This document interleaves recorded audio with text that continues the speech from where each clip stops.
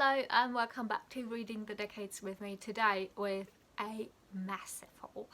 It's seriously so massive. It's all January books, Christmas presents I got from my family. I also made myself a Christmas present by ordering lots of books. Sadly we cannot go out and go to the bookshops and buy our books there because we are still in lockdown in the UK. Oh, and I miss going to the bookshops, and I just miss it so much. So I'm back to reading a lot, and this is all the books I got for myself over quite a bit of time now, and this is going to be long, so get yourself something to drink, get yourself something to eat, just get cozy, and let's start. And maybe you find some books that you like as well and want to read in 2021, who knows. A book that I have already read and talked about in my recent reads is The Usborne History of Britain, which is this massive beast of a book. It is so stunning, I'm so in love with it. It is a history book for children, and I read that over Christmas and I absolutely loved and adored it, and it is so beautifully illustrated. You can hear me rave about it in my wrap up or recent reads video. I tried to put the books in order, but I decided to just go with the flow. I'll pick up a book behind me from this massive stack and just show you and talk about it a tiny bit as far as I know. Another book that I've already read is The Bookseller's Tale by Martin Latham, and this has another absolute marvellous, stunning cover, and if you want to hear more about it, just check out my recent reads video. This is a beautiful tale about lots and lots and lots of bookish things, especially focused on the act of book trading, as it is written by a bookseller. Another beautiful book is Death on the Nile by Agatha Christie. I absolutely love the film and I've always wanted to read the book, and is it HarperCollins? They come out with some of Agatha Christie's books in this beautiful hardcover edition without a dust jacket, and oh, isn't that absolutely amazing?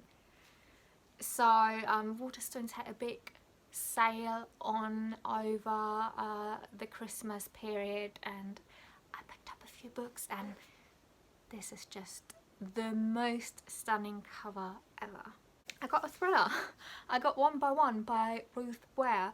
I really started to enjoy Ruth Ware's thrillers. This is an isolated closed circle mystery.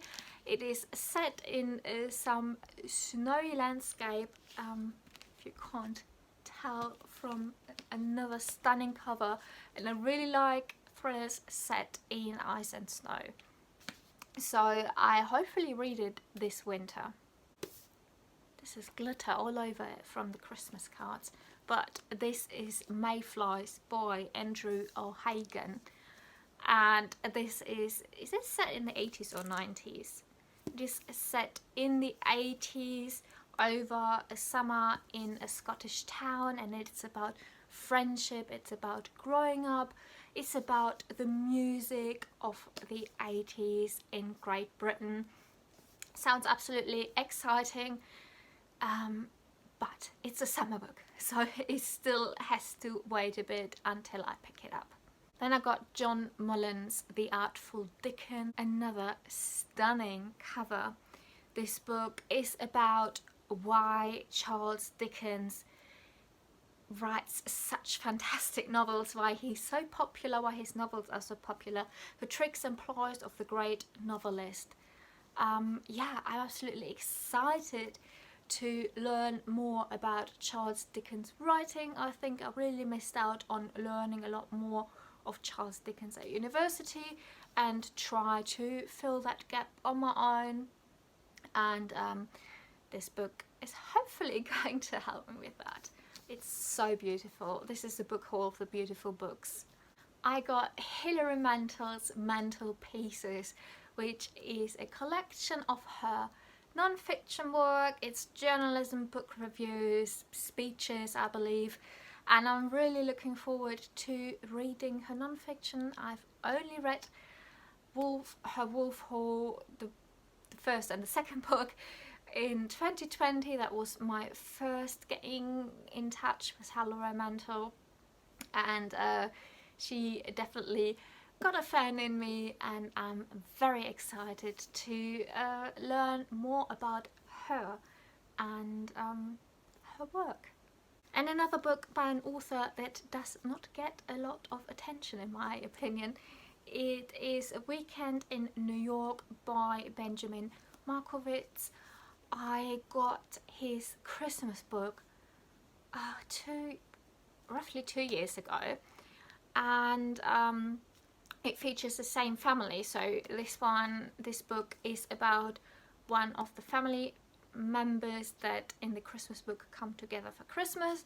This features a tennis player, which is something I would not usually pick up, but I really love family stories where people come together and something unravels, and this is another one of those stories, and I'm already familiar with that family, so I'm looking forward to reading this, probably in the summertime as well, because tennis is for me something you do when it's warm and nice outside.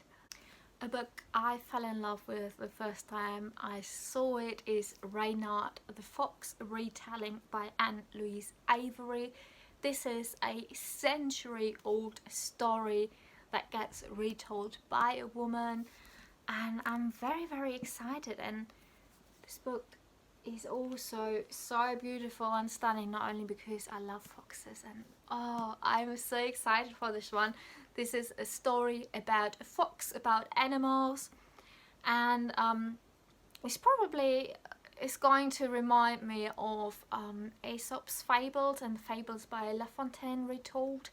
And yeah, I don't know when I'm going to read this, but I am so excited for this book. Obviously I'm excited for all of the books that are in this haul, but that is one of the most precious ones, I think.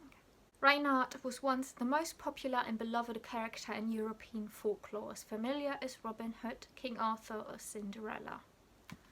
So there you have it. Sounds good, sounds intriguing. Then I got Chris Ghoston's The History of Magic. I really want to learn about magic, about alchemy, about witchcraft. This is something I was so fascinated by and interested in when I was roughly 11, 12, 13 years old, but I never picked it up again. So I think this is the time now to do that, to refresh my knowledge. And this beautiful book came out in 2020, I believe. From alchemy to witchcraft, from the Ice Age to the present. I'm pretty sure I'm going to learn lots and lots of things from that. More non-fiction, more academic texts are due to follow. I got the Cambridge Companion to the Dutch Golden Age, which is this beautiful book here, which I'm intrigued by. You don't learn a lot about the Dutch Golden Age besides in art and that's it. So I definitely want to learn more about the Dutch in general. This is a nation that gets overlooked so many times, but I'm very fascinated at the moment by the 16th, 17th and 18th century, and the Dutch play such a big part in relation to Great Britain. So I definitely need to learn more about the Dutch and the Dutch Golden Age. And another book to learn from is John Feather's A History of British Publishing, which is one of the big staples or one of the big basics if it comes to learning about the publishing industry in Great Britain. Another book to look and learn from is The Country House Library by Mark Purcell, and this book is very big and it has a beautiful cover.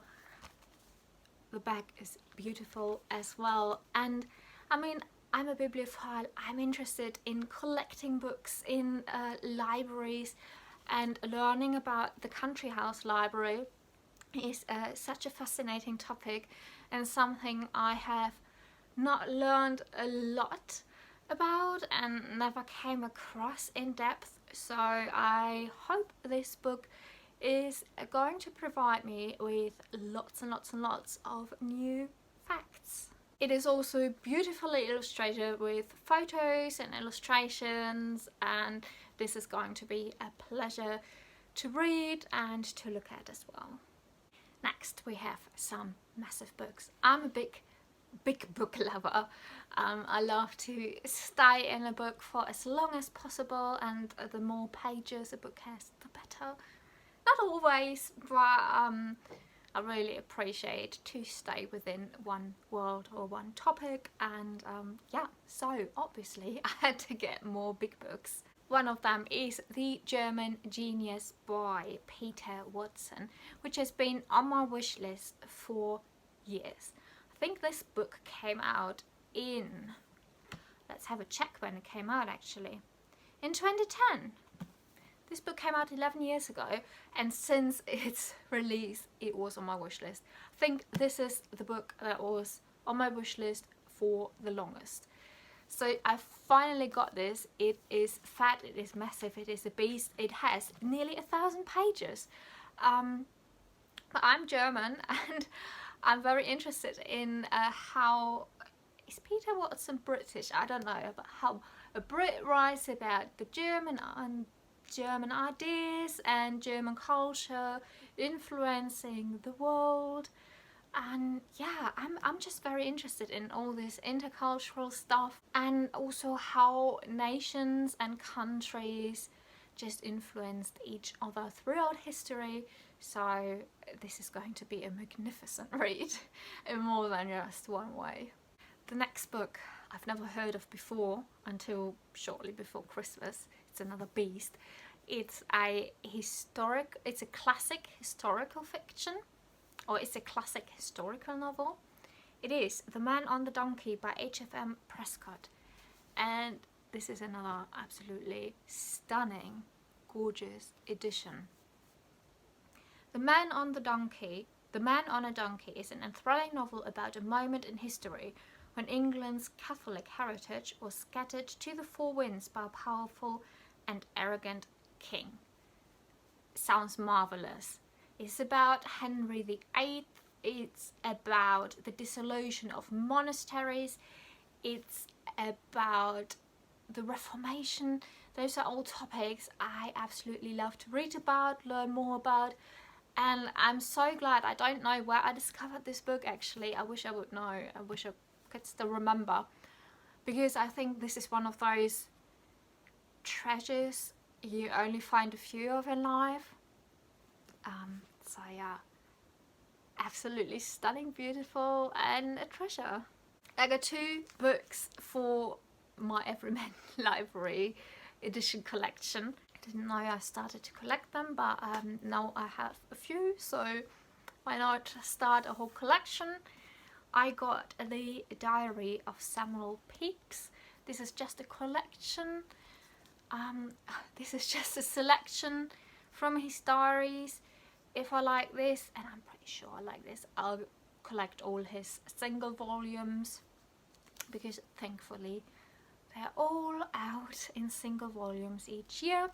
He wrote his diary in the 17th century, from 1660 to 1669, I believe, and he's such a fascinating character.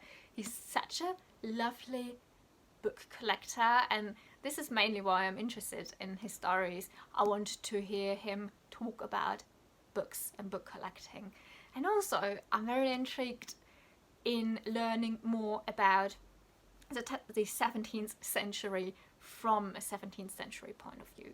This is going to be phenomenal. And another chunker is The Complete Works by Michel de Montaigne. This is the man who invented essays, and look at this beast. It took me ages to find or to decide on a really nice edition, because I'm not only interested in some of his essays, I want to read all of them. and if I'm already reading all of them, why can't I read all of his works? So this one also includes letters and some journalism, I believe. I don't know what I'm going to read, this big book. And I'm going to read this in one go. It has over 1,300 pages. This is massive. And the font in there is so small. Lots and lots of people only dip in and out of it and just read one piece at a time. I'm not that kind of person. If I start a book, I usually read it from cover to cover. So what am I going to do with it? I don't know yet. It doesn't scare me. I'm super intrigued by it. But I'm also a bit afraid that because I'm so excited for it, the same as with The Diary of Samuel Pepys, that I have those two books on my shelves for ages. Because there are a few books on my shelf that I have there for 10 years now, or a bit less, because I'm so excited for them and I don't want this anticipation and excitement to end. So I think he's another candidate for that, but I'm so excited to read him. Another absolutely stunning book is The Last Libertines by Benedetta Craveri, and this is a New York Review Books hardback edition. I didn't know they do hardbacks. I only knew the paperbacks they have. Oh, this is so gorgeous. I lust over this. Libertines. I'm really interested, as I already said, since 2020 into 17th and 18th century. Obviously, libertine culture, libertine literature. There is not a lot about that out there, academic, that you can read up on. I really struggle to find something in this area that suits my ideas or my ideas to learn more about. So I got this one, and I think this also has some pictures in it or some illustrations, or I don't know. But yeah, I'm really excited to read this. This is about a circle of libertines, the last youth that experienced this libertine culture within their circle, and I'm very excited for that one. And then I got Richie Robertson's The Enlightenment, The Pursuit of Happiness, 1680 to 1790.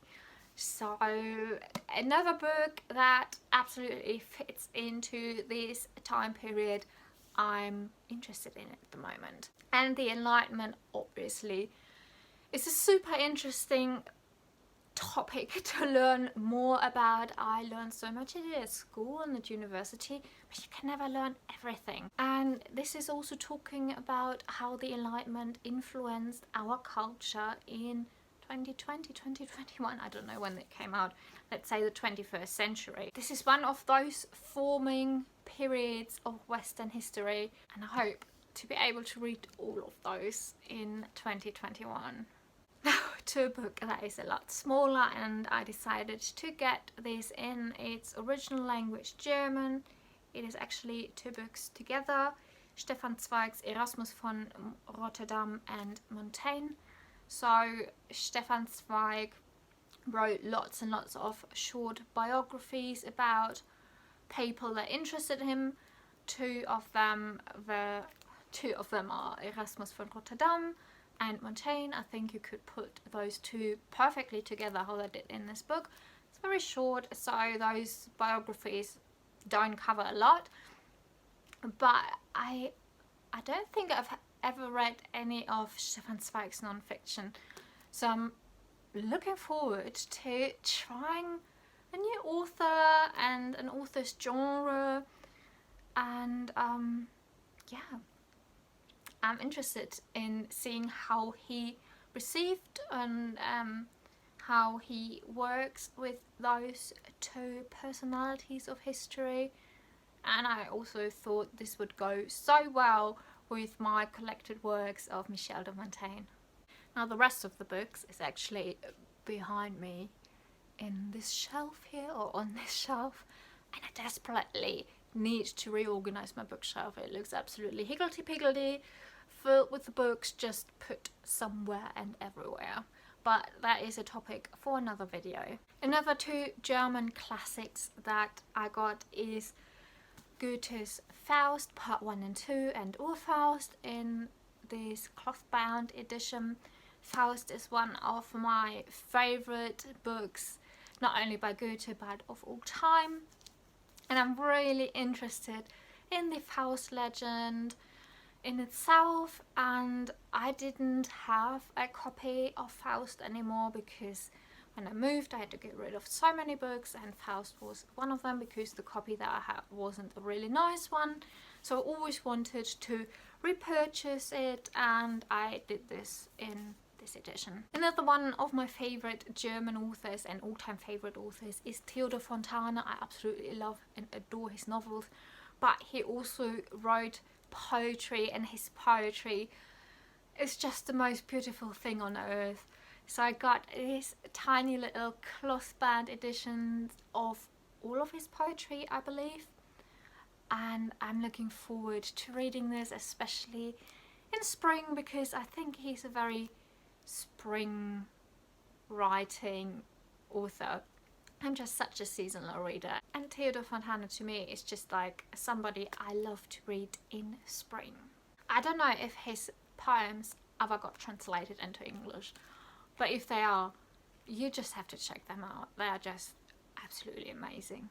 Then I got this beautiful but short book from Alma Classics. It is Memories of London by Edmondo de Amicis, and this is written by an Italian travelling through England, through London, and writing about his experiences. I always like to read about non-British people's perception of London and Great Britain. This book talks about Victorian London, so a bit later than what I'm actually interested in at the moment, time-wise, but I think this is still going to be so interesting, and this cover is just absolutely gorgeous.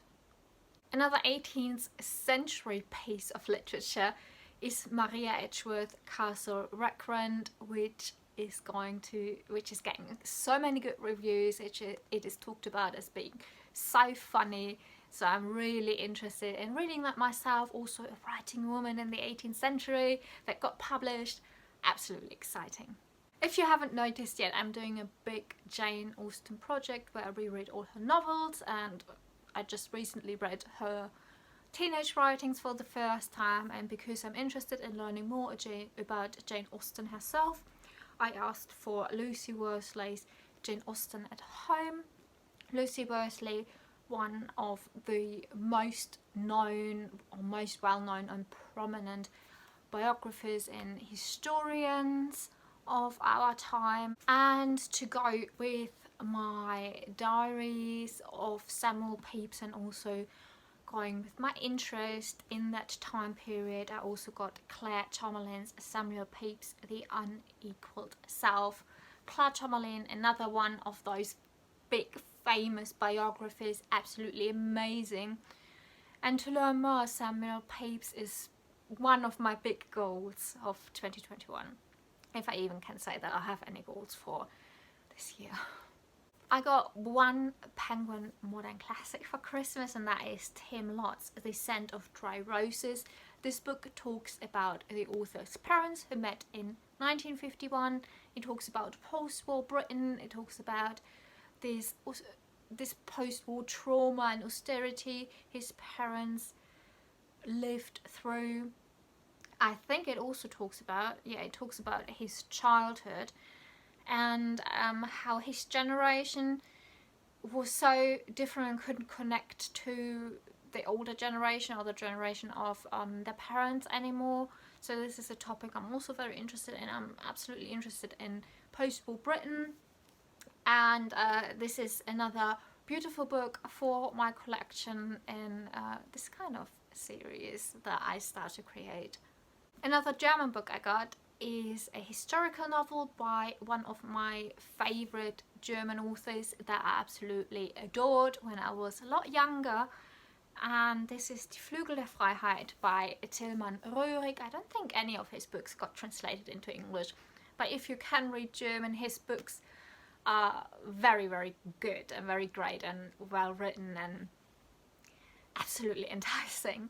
So this one is about Martin Luther, and I'm very interested in Martin Luther and the Reformation, especially the German Reformation. And yeah, so this combination of Martin Luther Reformation and Tilman Rührig is just perfect. Another book to go with my interest in the Faust legend is a translation of Ivan Turgenev's Faust into English. This is not the edition that I ordered, sadly I got this ugly one, but what can you do? This is about a woman who's absolutely fascinated with reading, and I think this is an epistolary short novel, so I'm very interested in reading this. Then I discovered Dean Street Press, which I believe has like a similar aim like a Persephone, where they republish books by women writers about women. Or I think they focus on books from the 30s, 40s and 50s or something like that. I got Mrs. Martell by Elizabeth Elliot, and they all have those stunning kind of nostalgic covers with a house on the top. This is about a woman who's obsessed with cloth and possessions and money, and I think she wants to better her standing in life. I don't know when it is set. I think it's set in the 40s maybe, or in the 50s, or maybe in the 30s even. I don't really know, but this is something that I'm interested in. I'm interested in women who want to change their standing in life, who want to change their class, and so I asked for that one for Christmas and I thankfully got it. Another 3 books and then we are finished, I think. I got the Frankfurt Book Fair and Bestseller Business. This is just a little short book, a short academic text on this topic. From the Cambridge Elements series, which is a series that publishes academic texts about publishing and book culture. So Bestseller Business I'm interested in. Frankfurt Book Fair, I've always went there when I was still living in Germany nearly every year, and it changed so much over the years though, but that is a whole other story. So I'm very interested to read this book, and this is by Beth Driscoll and Claire Squires, so also interesting again to read from a British perspective about a German book fair that is international though. So, but I'm always interested in this intercultural perception of things. Then we have Antoine Laurent, I do not know how to pronounce that name, The Reader's Room, which is about a manuscript of a debut crime novel, and everybody in this publishing house is absolutely fascinated by it, and I think that's the next big bestseller. But then murders start to happen that are kind of plotted out in this big crime novel bestseller. It's very short, so I'm looking forward to how this very fascinating trope already, because I've read quite a few books with this idea.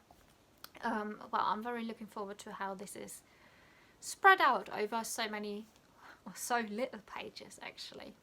And then the last book, which is more like a book for the heart, which I've also already read, is Enid Blyton's Bones and Biscuits. This is first of all another absolutely stunning and beautiful book, just for any book lover. And I love Enid Blyton. This is a collection of letters she wrote for a children's magazine, I believe.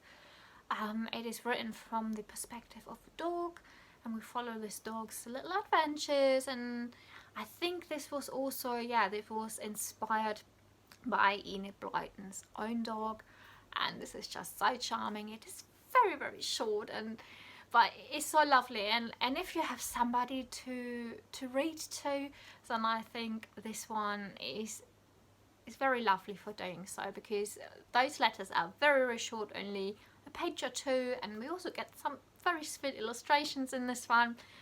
This also just makes such a lovely gift for children and for dog lovers.